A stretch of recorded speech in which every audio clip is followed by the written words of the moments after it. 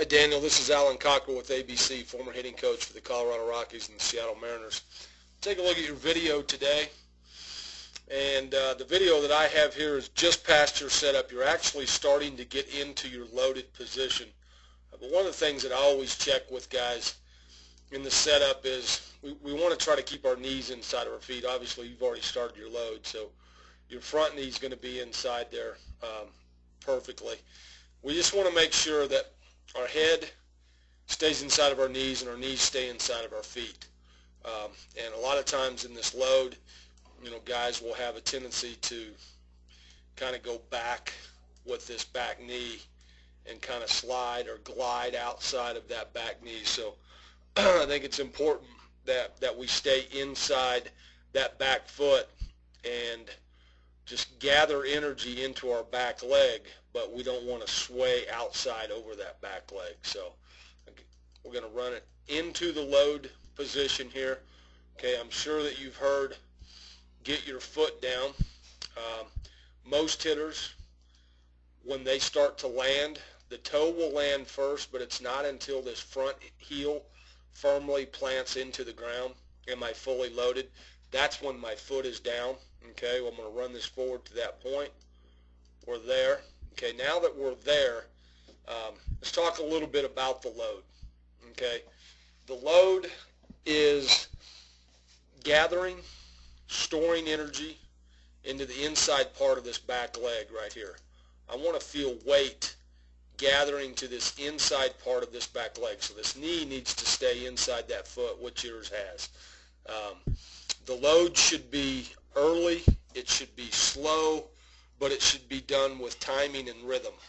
And as I watched your swing before I'm starting to do the analysis and draw lines on it and everything, it looked to me like you got loaded a little bit late. And I just say that just by the contact that you made and the depth of where you made the contact on this particular pitch, it looked like it was late. Different things will happen if I load late.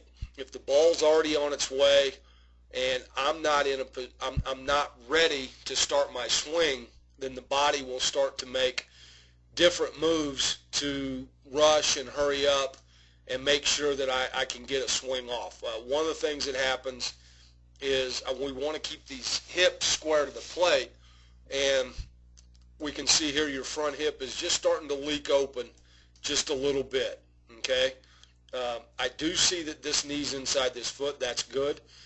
I do see that we have good equal bend in both knees. The one thing that I think that tells me that you got loaded a little bit late, along with that front hip, the stride foot should land no more open than 45 degrees. And yours is at a 57 degrees here. And if we can keep this stride foot at 45 degrees or less than 45 degrees, it will help us keep our hips square, okay, and keep that front side from wanting to leak out of there just a little bit quick. All right? So again, the best time to get your load, to get your timing of when to load, when to have my foot down, is when you're on deck. When you're on deck, practice getting in sync with being in a good position where my hips are square, got good equal bend in both knees, and this stride foot right here is no more open than a 45 degree angle. So it's going to be somewhere in that area right there. Okay? All right, we're going to run it forward. There's the lower half first move is all the energy that I gathered into that inside part of that back leg will now be transferred into the front side. Okay, the inside part of this front leg. That's where I want to feel the weight shift or the weight transfer into. Okay, as that back knee starts to drive forward, the elbow will then drop into a slot right off the rib cage, right off the back hip. Okay, we'll take a look and see what your first moves into the ball are. Get a good lower half turn with the back knee. We're driving it in here. That knee is still inside that front foot. We're in a good shape. Okay, the elbow has dropped into the slot. So we've got shoulder, elbow, and back hip are all in alignment. That's called the connection.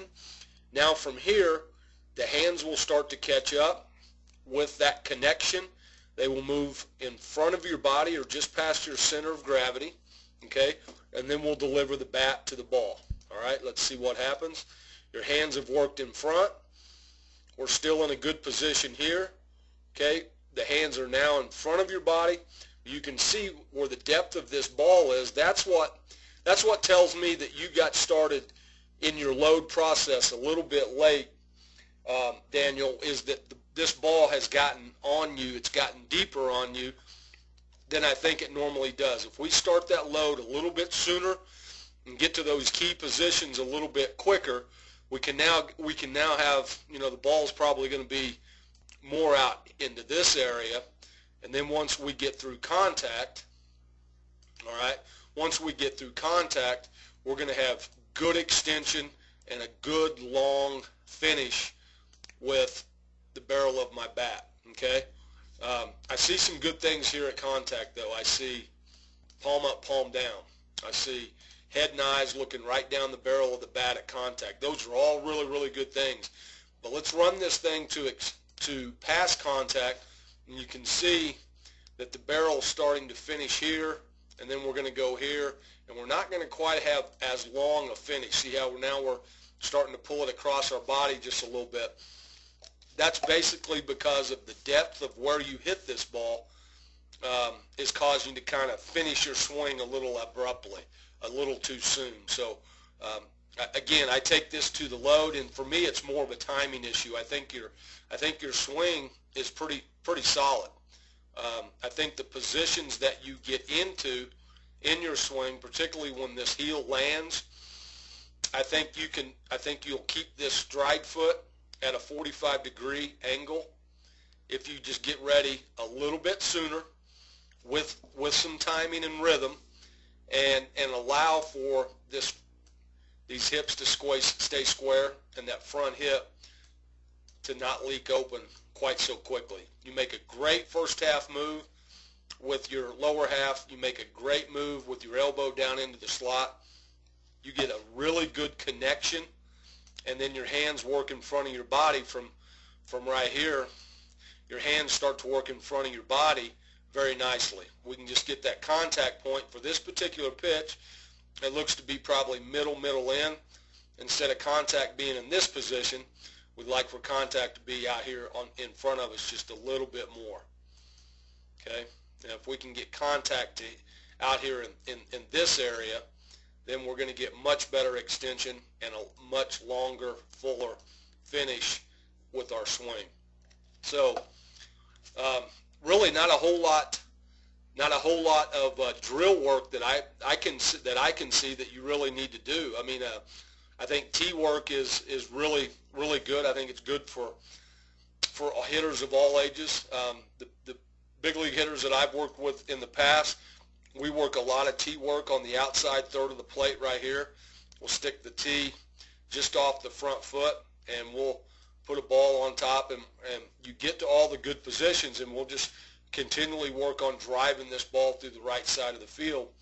But I don't think yours is a swing issue. I think from what I see, I think it's a timing issue. So make sure when you get on deck and you're preparing yourself to take your at bat, make sure that you're getting yourself in sync with that picture, so that when the ball is coming out of his hand, you're pretty close to getting that back heel on the ground.